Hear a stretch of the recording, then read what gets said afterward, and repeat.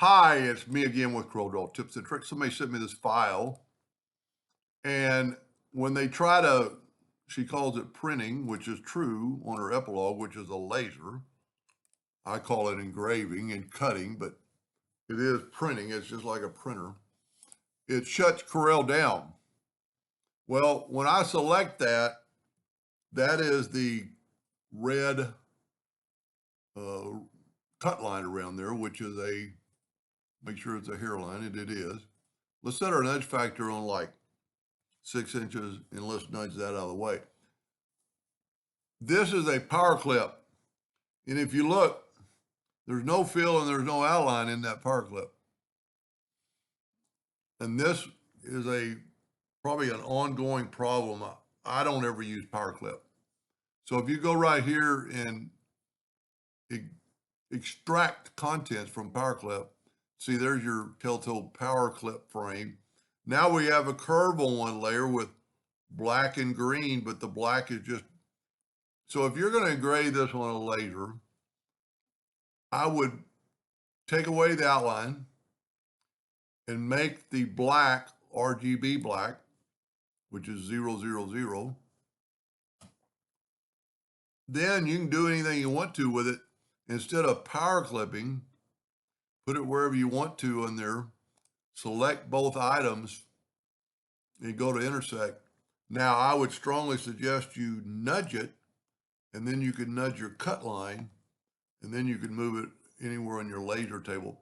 See, that's a telltale sign of something going bad, or not. That's a telltale sign of a power clip.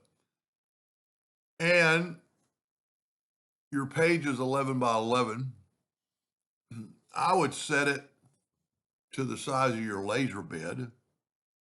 I don't know of an epilogue laser that's 11 by, I mean, some of my mentors do it by page size.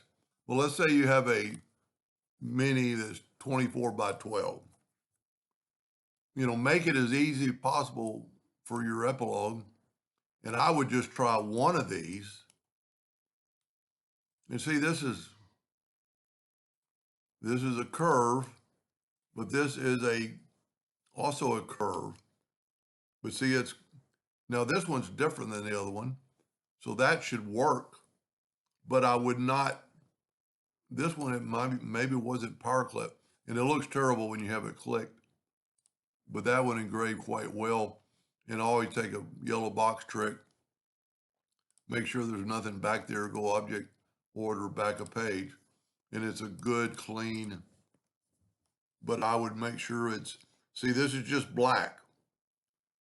I would left click RGB black. That's going to be your truest black. Of course, I'd move this so you'd want to nudge it back wherever you wanted to put it. That one looks like it'll work. I didn't even check and see there's a green. You're going to cut it, make it red, tell yourself you're going to make it red. So this is a power clip again. So let's go and take away the contents and take away the red and right click. Okay, this is an RGB black.